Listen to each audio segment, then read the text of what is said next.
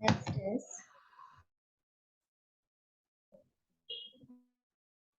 reciprocal pronoun. Reciprocal pronoun में क्या होता है? जैसे हमारे पास में एक प्रोनाउन दे रखा होगा और उसको मतलब तो उसमें वो यूज किए जाएंगे। रेसिप्रोकल मतलब कि वो प्रोनाउन जो दो प्रोनाउन से मिलकर बनाए जाते हैं, ठीक है, और एक दूसरे के साथ वो रेसिप्रोकल मतलब रिलेशन को शो करते हैं, प्रकट करते हैं, तो उनको रेसिप्रोकल प्रोनाउन कहा जाता है। ठीक है, ज्यादा नहीं है ये। एक है एक है ईच अदर,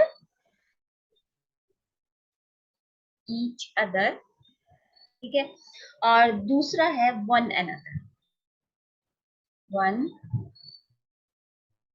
अनदर, ठीक है। तो ये दो है। अब मैं आपको एग्जांपल देती हूँ। जैसे रेसिप्रोकल प्रोनाउन होता है, तो वो जो ये शो करता है कि ईच अदर का यूज जो है वो कहाँ पे यूज किया जाता है। देखो, जो ईच अदर का यूज है रेसिप्रोकल प्रोनाउन में, हम वहां पे करते हैं कि जो दो पर्सन्स या फिर थिंग्स के लिए किया जाता है। ओनली टू पर्सन्स के लिए, टू पर्सन्स और टू थिंग्स, मतलब दो ही पर्सन हो सकते हैं, दो ही थिंग्स हो जाएंगे, ठीक है। और वन अनदर का यूज रेसिप्रोकल प्रोनाउन में हम वहां पे करते हैं जहां पे ज्यादा हो, मतलब वन अनदर का यूज जो दो से ज्यादा के लिए किया जाता है, मोर देन टू पर्सन्स और थिंग्स। एक एक एग्जांपल लेते हैं, ये याद रखना है आपने, ठीक है। पहले मैं रॉन्ग लिखूंगी सेंटेंस ताकि आपको फिर माइंड में बैठ जाता है, ठीक है।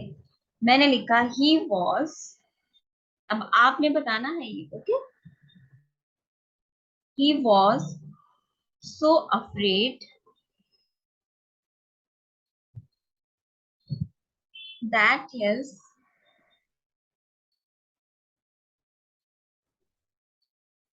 knees knocked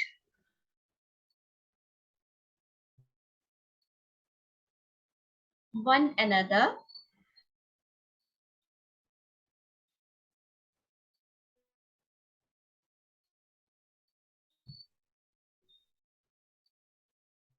तो ये आपको फैक्ट मैंने पहले ही बता दिया है कि he was so afraid that his knee knocked one another. अब नीज कितने होते हैं? ऑब्वियसली दो ही होते हैं ना, ठीक है। सो इस केस में वन अनदर कैसे आ सकता है? वन अनदर हमारा जो है वो रॉन्ग है, दिस इज रॉन्ग। इसके प्लेस पे हम लिखेंगे ही वॉज सो अफ्रेड, क्या आ जाएगा? That his knees knocked each other,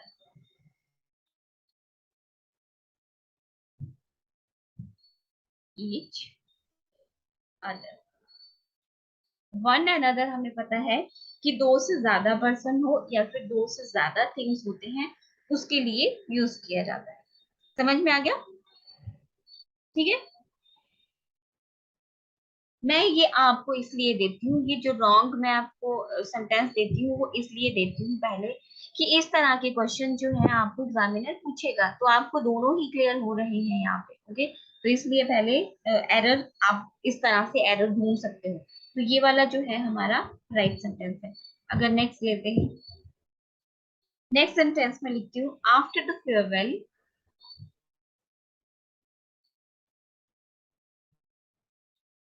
after the farewell the students of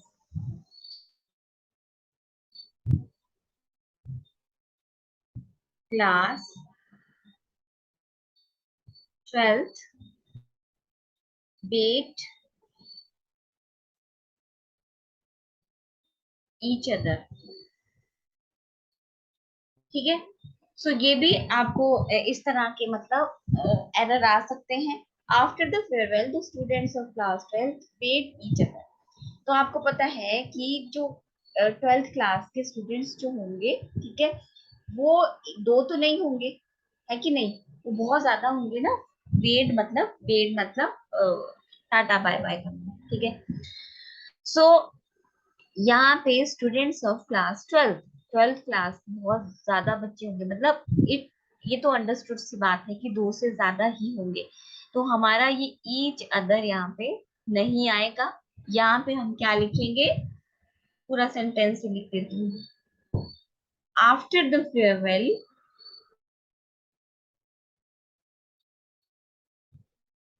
the students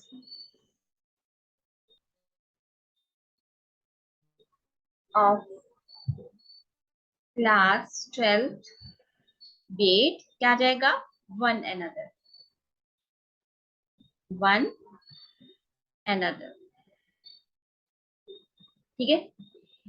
इस तरह से रेसिप्रोकल प्रोनाउन का यूज होता है और ये कई बार आ सकता है पेपर में, ठीक है, क्योंकि जहां पे फैक्ट होते हैं वहां पे हमारे क्वेश्चंस बनते हैं, राइट। नेक्स्ट एक और एग्जांपल ले लेते हैं, ईच और वन अनदर। सीधा एग्जांपल ही दूंगी अब की। The two neighbours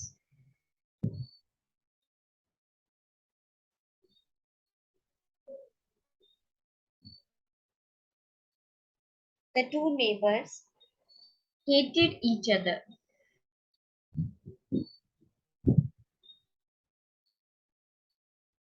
hated each other, यहाँ पे डायरेक्ट लिखा है टू नेबर्स, जो पिछले वाले सेंटेंस में थे वहां पे नहीं लिखा था, ठीक है। वहां पे नीज था तो नीज अंडरस्टूड की दो होते हैं। The girls helped one another, ठीक है। The girls helped one another. तो इस तरह से आपने ये याद रखना। समझ आ गया, क्लियर हो गया आपको।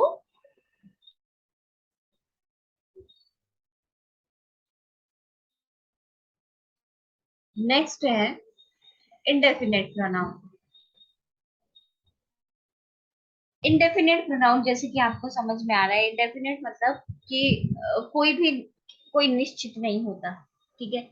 अब मैं समझाती हूँ आपको, बड़ा इंटरेस्टिंग है ये वाला। है तो सारे ही इंटरेस्टिंग अगर इंटरेस्ट लेकर पढ़ोगे तो, और इससे आपका बेसिक नॉलेज भी क्लियर होता है। इंडेफिनेट प्रोनाउन, देखो इंडेफिनेट प्रोनाउन क्या होता है। इंडेफिनेट प्रोनाउन वो प्रोनाउन होते हैं जो हमें एक डेफिनेट पर्सन या फिर थिंग्स के बारे में नहीं बताते हैं, ठीक है। उन्हें हम जैसे हिंदी में बात करूं तो अनिश्चयवाचक सर्वनाम कहते हैं, ठीक है। जैसे इसमें क्या क्या आ जाएगा, जैसे वन आ जाएगा, ठीक है, फिर नन आ जाएगा, सम, देन मैनी, somebody, फिर anybody, nobody,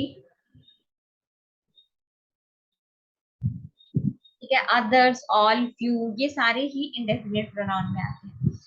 अब मान लो, हम एक एग्जांपल के थ्रू समझते हैं कि मान लो कि आप अंदर हो, मतलब घर के अंदर हो आप, और कोई बाहर से नॉक कर रहा है, ठीक है, और आप उसको देख नहीं सकते गेट पे जो भी खड़ा है आदमी, ठीक है। सो आप उसको क्या कहोगे, आप यही कहोगे ना कि गेट पर कोई है, ठीक है। ये अब it may be female, it may be male, या बच्चा या बूढ़ा, कोई भी हो सकता है, ठीक है। सो आपको अंदर हो आप, लेकिन आपको नॉक करने की आवाज आ रही है, ठीक है। सो आप ये नहीं मतलब ये आपको नहीं पता है कि एग्जैक्टली वो बाहर कौन है, तो आप यही कहोगे कि गेट खोल दो, गेट पर कोई है। तो जो ये कोई होता है ये हमारा इंडेफिनिट प्रोनाउन होता है, ठीक है। हमें नहीं पता कि ये कौन है, ठीक है। सो जब हम बाहर जाएंगे, मतलब इन वर्ड्स को देखकर हम ये अंदाजा नहीं लगा सकते हैं कि कौन है, कितने लोग हैं बाहर, ठीक है। सो इस तरह से ये जो रहता है वो इंडेफिनिट प्रोनाउन होते हैं। और इनमें भी जो इंडेफिनिट प्रोनाउन होते हैं उनमें जो हेल्पिंग वर्ब लगाया जाता है ये आपका जो है वो सिंगुलर लगाया जाता है। जैसे सिंगुलर हमने डिस्ट्रीब्यूटिव प्रोनाउन में भी पढ़ा था, ठीक है। सिंगुलर हेल्पिंग वर्ब का यूज इसमें किया जाता है, ठीक है। अब लेते हैं एग्जांपल, जैसे everybody is doing his work. Everybody is doing his work, मतलब हर कोई अपना काम कर रहा है। हर कोई कौन, हमें नहीं पता कि कौन है, ठीक है। एवरीबॉडी मतलब जहां पे है हर कोई, एवरीबॉडी मतलब एक सिंगुलर है। हेल्पिंग वर्ब आपका हमेशा इसमें सिंगुलर ही लगाया जाता है, इस बात का भी आपने ध्यान रखना है, ठीक है। आगे हम लेते हैं somebody आ गया, जैसे मैंने कहा somebody ate my apple। किसी ने मेरा एप्पल खा लिया। किसी ने, मुझे नहीं पता किसने खाया है, ठीक है, मैं एक अंदाजा लगा रही हूँ किसी ने खाया है। तो ये आपके कौन से होते हैं, ये इंडेफिनिट प्रोनाउंस कहते हैं, जिनको हम पता नहीं होता हमारे पास, ठीक है।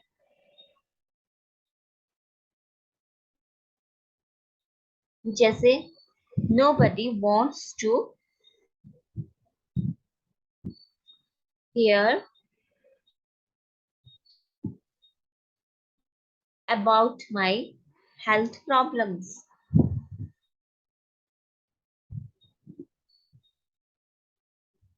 Okay, nobody wants to hear about my health problem, मतलब कोई भी मेरी हेल्थ प्रॉब्लम के बारे में जानने का कोई खास इंटरेस्ट नहीं है किसी को, ठीक है। nobody, और ये सारे ही आपका सिंगुलर वर्ड बताया। क्लियर हो गया, ठीक है।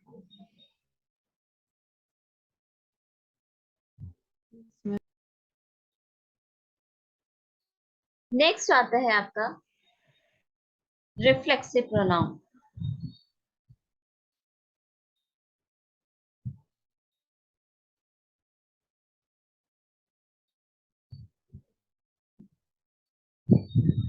रिफ्लेक्सिव प्रोनाउन में क्या होता है,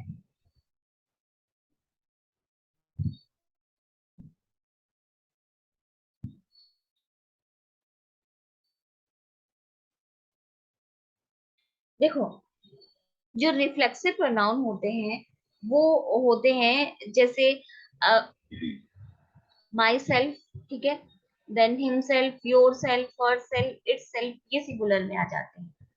मतलब जो रिफ्लेक्सिव मतलब जो आप खुद को बहुत ज्यादा अपने लिए यूज करते हो जिन वर्ड्स को, ठीक है, वो आपके रिफ्लेक्सिव प्रोनाउन होते हैं। जैसे सिंगुलर में हम यूज करते हैं माई सेल्फ,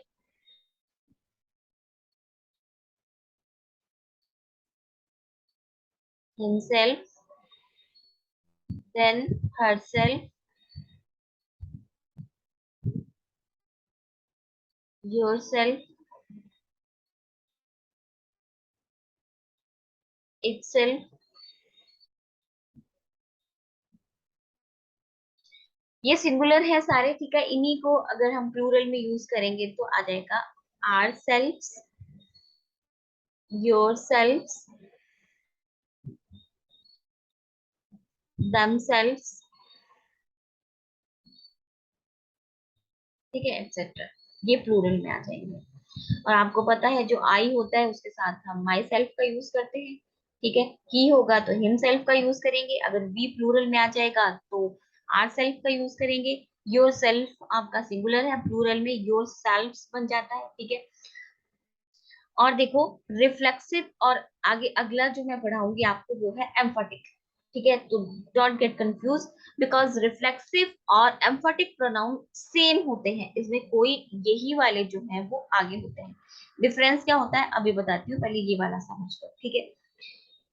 सो ये जो रिफ्लेक्सिव प्रोनाउन होते हैं वो सब्जेक्ट जो होता है वो खुद पर काम करता है, खुद पर जोर देता है, ठीक है। जो सब्जेक्ट होता है वो मतलब खुद पर कार्य का प्रेशर जो है वो खुद पर डालता है, खुद पर कार्य का प्रभाव डालता है। जैसे यहाँ for example I hurt myself. ठीक है, तो यहाँ सब्जेक्ट क्या कर रहा है, वो खुद को हर्ट कर रहा है। ठीक है, आई हर्ट माई सेल्फ। तो इस तरह से जो रिफ्लेक्सिव प्रोनाउन होते हैं, वहां पे क्या होता है कि खुद का प्रेशर डालता है। ठीक है, और रिफ्लेक्सिव प्रोनाउन में एक बात आपने याद रखनी है हमेशा, रिफ्लेक्सिव प्रोनाउन जो होते हैं वो सब्जेक्ट का काम नहीं करते हैं। ठीक है, ये सब्जेक्ट का भार डाल रहा है खुद पे, सब्जेक्ट का काम नहीं कर रहा। अगर मैं यहाँ पे लिखूंगी माई सेल्फ इज शिखा, ठीक है, सो ये गलत हो जाएगा। ठीक है, ऐसे हम कभी भी नहीं बोलते हैं माई सेल्फ इज शिखा। मतलब जो रिफ्लेक्सिव प्रोनाउन होते हैं वो सब्जेक्ट का काम कभी भी नहीं करते हैं। राइट, ये आपको फैक्ट समझ में आ गया? ठीक है, यस मैम। कुछ और एग्जांपल लेती हूँ। She loves herself. ठीक है, आगे we hid ourselves, we hid ourselves. ठीक है, तो आप देख रहे हो यहाँ पे ये सब्जेक्ट है, ये भार यहाँ पे पड़ रहा है, वी हिड आवरसेल्फ, हमने खुद को छुपा लिया कि शी लव्स हरसेल्फ, वो खुद से प्यार करती है। ठीक है, तो ये आपका रिफ्लेक्सिव प्रोनाउन है। और मैंने कहा कि जो रिफ्लेक्सिव प्रोनाउन होते हैं वो कभी भी एज ए सब्जेक्ट यूज नहीं किए जाते हैं। ठीक है, रिफ्लेक्सिव प्रोनाउन को एज ए सब्जेक्ट यूज कभी भी नहीं करना है। यहाँ तक क्लियर हो गया? दूसरा समझाती हूँ आपको, एम्फेटिक प्रोनाउन, फिर हम इनके बीच में डिफरेंस देखेंगे, and this is your last now.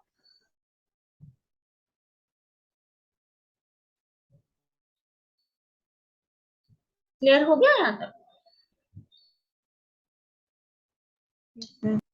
Last है एम्फेटिक प्रोनाउन।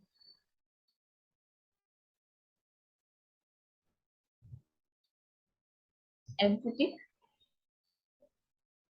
प्रोनाउन, देखो जो एम्फेटिक प्रोनाउन होता है वो मैंने आपको कहा कि सेम रिफ्लेक्सिव प्रोनाउन की ही तरह होता है। मतलब my self, again, himself, herself. ठीक है, ये सारे ही जैसे मैंने रिफ्लेक्सिव प्रोनाउन में कहा, सेम एम्फेटिक प्रोनाउन भी वैसा ही होता है। ठीक है, सो हम पहचान कैसे करेंगे कि कौन सा रिफ्लेक्सिव है और कौन सा आपका एम्फेटिक प्रोनाउन है? तो देखो, जो एम्फेटिक प्रोनाउन होता है, ठीक है, इसका जो यूज होता है वो जोर डालने के लिए किया जाता है। मतलब जो आपने बहुत प्रेशर से जब आप बात करोगे, ठीक है, सो जैसे मैं लिखूंगी यहाँ पे I myself will lift the bundle. ठीक है, I myself will lift the bundle, मैं मतलब मैं खुद ही मैं खुद ही जो है ये इसको जो बंडल है उसको कैरी कर लूंगी। ठीक है,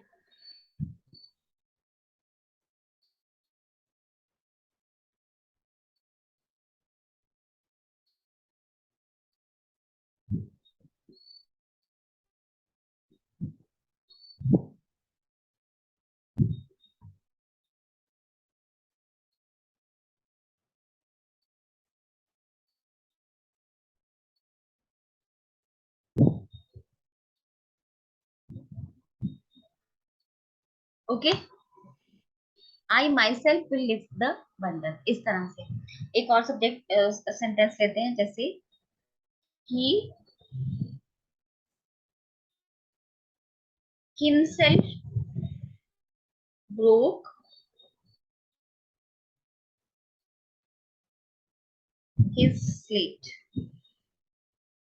ठीक है, he himself broke his slate, इस तरह से, मतलब उसने खुद ही अपनी स्लेट तोड़ दी। ठीक है, तो काम का जो प्रेशर है, भार है, स्वयं पर जो जोर देकर बात की जा रही है वो एम्फेटिक प्रोनाउन में की जाती है। ठीक है, अब इनके बीच में डिफरेंस देखिए। Difference between reflexive and emphatic pronoun.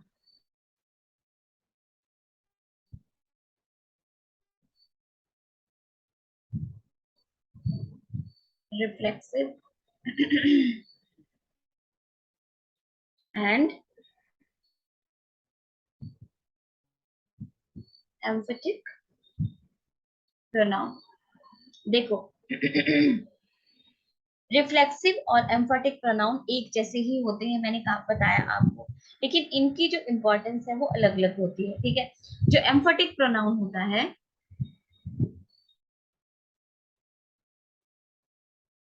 Emphatic जो प्रोनाउन होता है उसका यूज जो है वो सब्जेक्ट के तुरंत बाद किया जाता है। सब्जेक्ट के तुरंत बाद किया जाता है। ठीक है, एकदम से सेंटेंस की बात किया जाता है। जैसे अभी हम लोगों ने देखा कि I myself will make tea. I myself will make tea. ठीक है, क्या कहा, एम्फेटिक प्रोनाउन में सब्जेक्ट का यूज जो है वो एक सब्जेक्ट के बाद में एम्फेटिक प्रोनाउन का तुरंत बाद यूज किया जाता है। She herself कुक्स food, herself, sorry, herself कुक्स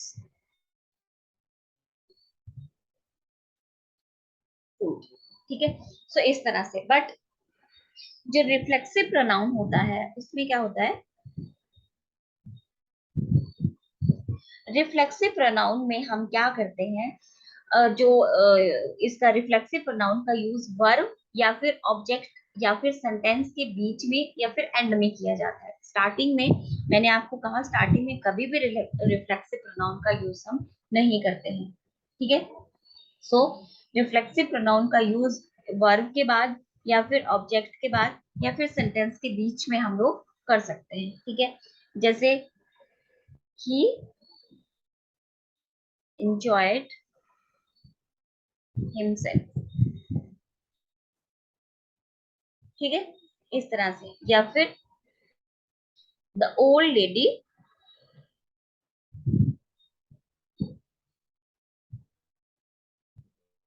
hanged herself.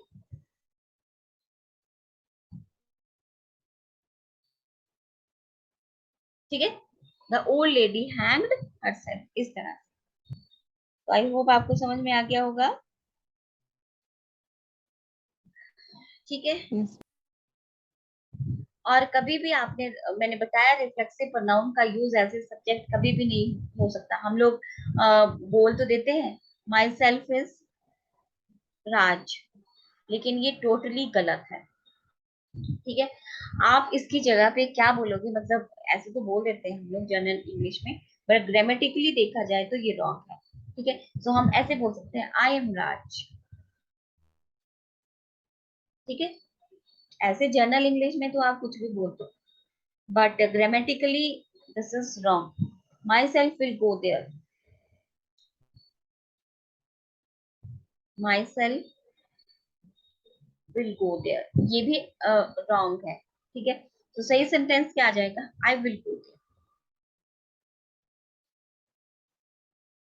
ठीक है, ये रॉन्ग है और ये भी रॉन्ग है। सो आपका प्रोनाउन आज का लेक्चर हमारा कंप्लीट हो गया, प्रोनाउन। ठीक है, इसके एमसीक्यूज कर लेने हैं आपने, और आपको अगर लगता है कि कोई प्रॉब्लम है या फिर कुछ जो समझ में नहीं आया है, वो फिर आप मुझे मैसेज कर देना, तो मैं फिर से समझा दूंगी। ठीक है, सो जितने भी प्रोनाउन थे मैंने आपको अपनी तरफ से तो बहुत अच्छे से समझा दिए हैं, और आई होप आपको भी समझ में आ गए होंगे। और मैंने बता भी दिया है कि क्वेश्चन जो है आपको कहाँ कहाँ से पूछा जाता है। ओके, ठीक है।